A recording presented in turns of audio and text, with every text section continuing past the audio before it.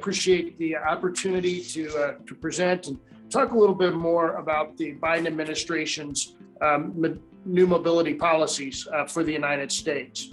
Just a little bit about AAPC. We are a trade association for Ford, General Motors, and Stellantis. We work a lot on foreign trade issues and work closely with our partners in Mexico and EMEA, as well as CIIAM in Canada. I think maybe I'll start with just an overview of the Biden administration's policies. The vast majority of President Biden's mobility policies have focused thus far really around electric vehicles and climate change. And in terms of those policies, really climate change is the primary goal. Addressing climate change is a key part of his platform as a candidate and now, of course, as president. The goal is to reduce CO2 emissions, reduce greenhouse gas emissions. An ancillary goal or secondary goal is really to maintain and grow U.S. and North American EV competitiveness with the rest of the world, particularly as we think about China. And that goal obviously has benefits for the United States and for North America as the rest of the world increasingly will be adopting electric vehicles. Other policies, there are other policies out there as well, but I think we'll spend most of our time talking about those electric vehicles and fuel economy. But certainly there's an emphasis on safety for all road users, not just folks in motor vehicles, but everybody that utilizes our roads and highways. And that's going to lead, I think, to an increased scrutiny of automated vehicle technologies and autonomous vehicle safety. Certainly, you've seen some of that with the Tesla investigation that's underway. And finally, there will be a focus around trying to improve equity in transportation. All right, in terms of EVs and the president's electric vehicle policies, I think they really fall into two categories. One is to increase U.S. consumers' EV adoption by making them more affordable, making them more available, and increasing the ease of use. And then I think a twin goal is really to reduce emissions from traditional vehicles. And as I think probably many of you know, President Biden's administration reversed the Trump administration's rollback of fuel economy and emission standards that had been set, and also put into place new government procurement policies that will really help move our fleet of U.S. government vehicles towards electric vehicles. So what are these policies to increase EV adoption? As I mentioned, there is certainly a focus around affordability, availability, and ease of use. Start with affordability. On the demand side, there is a lot of public policy thought around how we can use consumer-based tax credits and other incentives to lower the cost of buying and owning an electric vehicle. Then on the supply side, there is a focus around manufacturing incentives, such as federal grants for battery research and development that will help reduce costs of making electric vehicles in the United States and, of course, in North America. On the availability front, we want to ensure that we've got the sort of supply chains we need for key electric vehicle components, such as batteries and, of course, semiconductors. And then, as many of you know, electric vehicles utilize a number of rare earth minerals, many of those not available in the United States or even in North America. And ensuring that we have access to those is a key public policy priority moving forward. And then finally, ease of use. As everybody knows, you can't use an electric vehicle unless you've got it's charged. And that means you've got to expand the electric vehicle charging infrastructure, and then also try and actually expand the range of those vehicles by improving the batteries. Okay, moving on to, I think, policies to reduce emissions from traditional vehicles. Corporate average fuel economy, or CAFE, is set by the president through the executive branch, through the National Highway Traffic Safety Administration, or NHTSA. Greenhouse gas standards are set by the president as well, but they're set through the Environmental Protection Agency.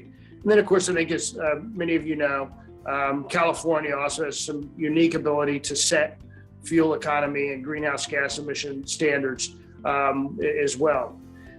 President Trump rolled back President Obama's administration's CAFE and greenhouse gas standards, despite some opposition from many industry and environmental groups.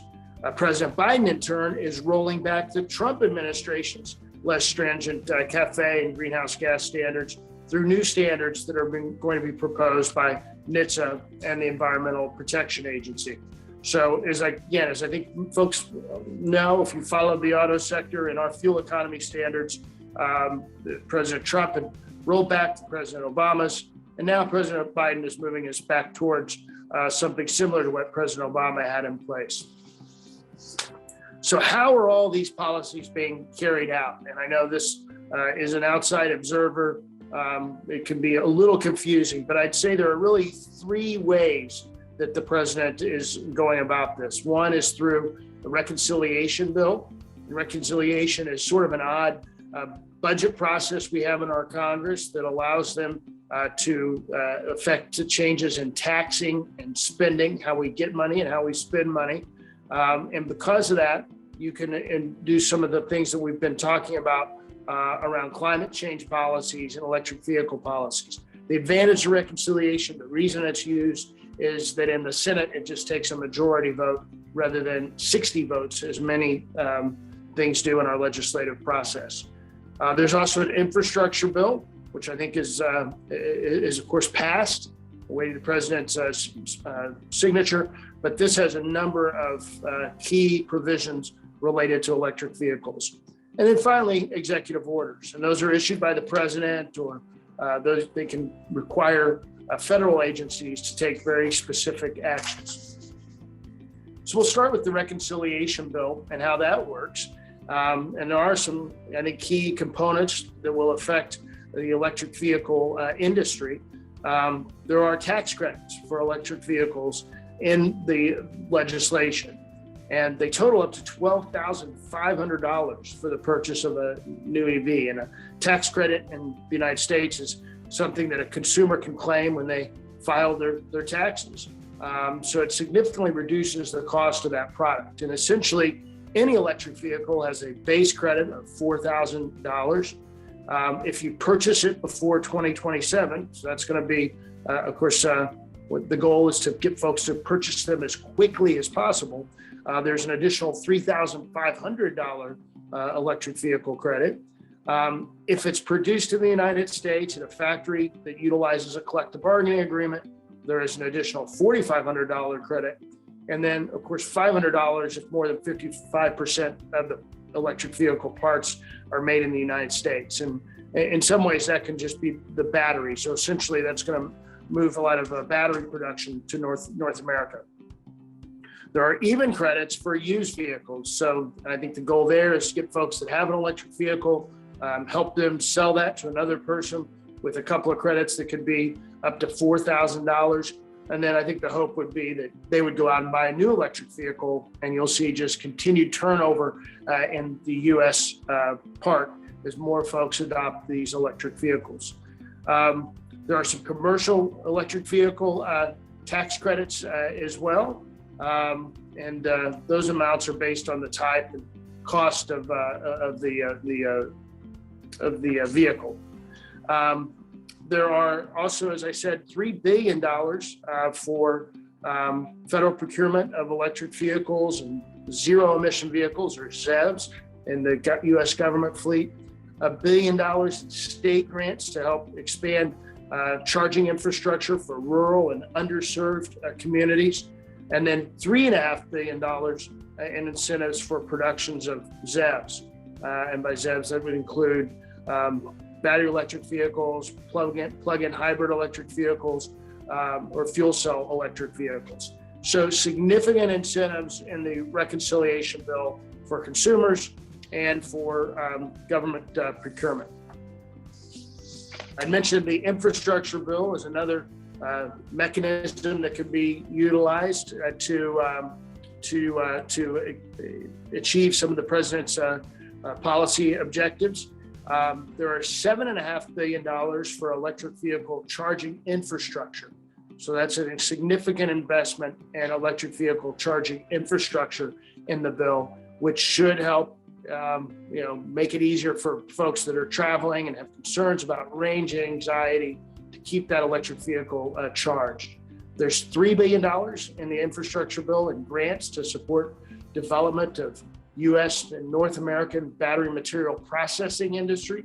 Of course, batteries are key to the future of electric vehicles. We want to ensure that we're able to build those batteries and put those batteries together here in North America.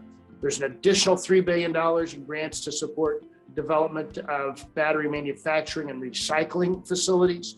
And then $2.5 billion in state and local incentives for the purchase of electric vehicle school buses, which are, of course, an important part of our fleet as well. So those components of the infrastructure bill are important. I know many of you are concerned about the semiconductor shortage, as am I, and there certainly are member companies, Ford, General Motors, and Stellantis.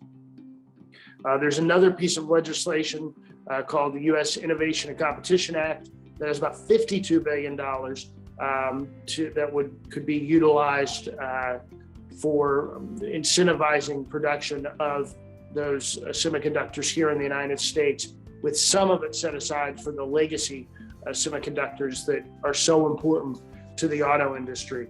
That has passed the Senate and needs to pass the House. I mentioned executive orders. There have been a number of executive orders that President Biden has put out.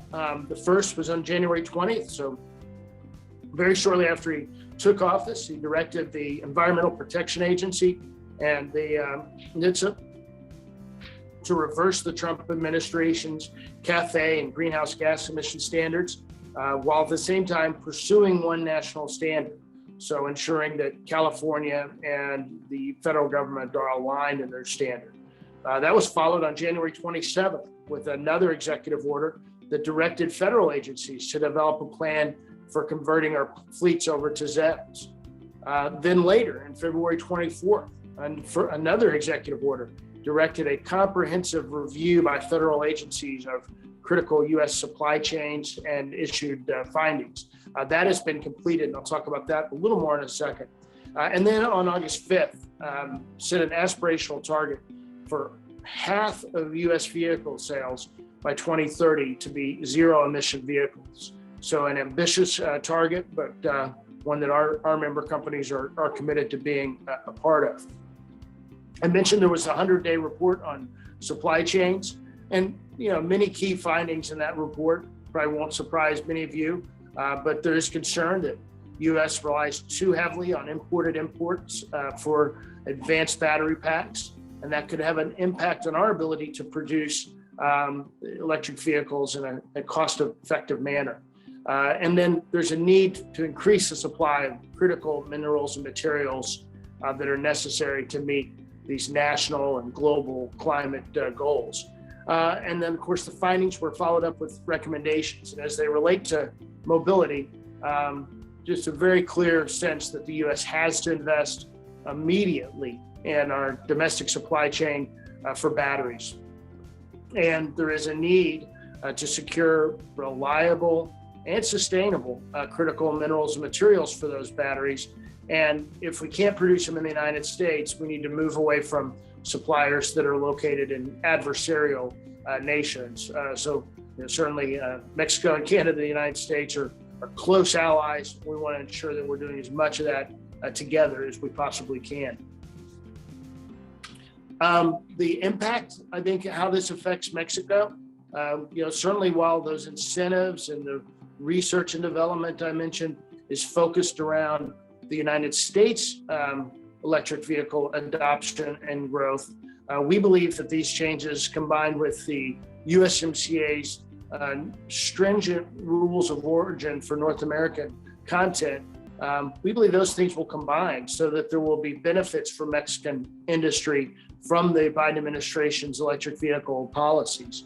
As with NAFTA and now USMCA, if the U.S. auto industry can optimize its electric vehicle resources and technology, Mexico and Canada will benefit from a healthier, more globally competitive U.S. electric vehicle industry. we can build electric vehicles together for the world. And then, of course, all three countries will benefit from having a more resilient battery supply chain, more North American battery production. If we've learned anything in recent months, it's the importance of having a supply chain that you can depend on. And we think that these policies will help enhance the battery supply chain here in North America. And I think that really wraps up my presentation. I know we've covered a lot. The Biden administration has some ambitious goals, goals that our companies support and are committed to, and are investing heavily in the United States and in Mexico to ensure that North America can really remain competitive with Asia and Europe. Certainly appreciate the discussions that you all are having about the very important auto sector, and appreciate the invitation to participate and the opportunity to be with you here today. So thank you very much. Thank you, Governor Blunt. I have a few questions from the audience. If you would like to use your 10 minutes that you have just to quickly answer these questions. Of course, happy to. Perfect. So the first one is, aside from the Build Back Better Act, are there other plans by the Biden administration to achieve the president's goal of 50% of US vehicle sales being electric by 2030?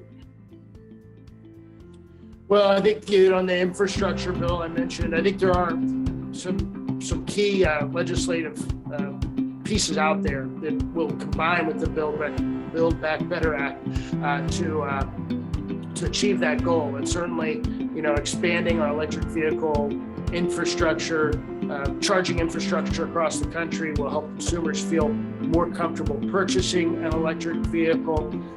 So there are components of that infrastructure bill that's already passed, and it's just awaiting the president's signature that will benefit folks that are concerned about expanding electric vehicles across the United States. I think also even the U.S. Innovation and Competition Act that has semiconductor funding will be helpful. I think we all know semiconductors are an important part of vehicles today, but it will be an increasingly important part as we expand into higher technology electric vehicles.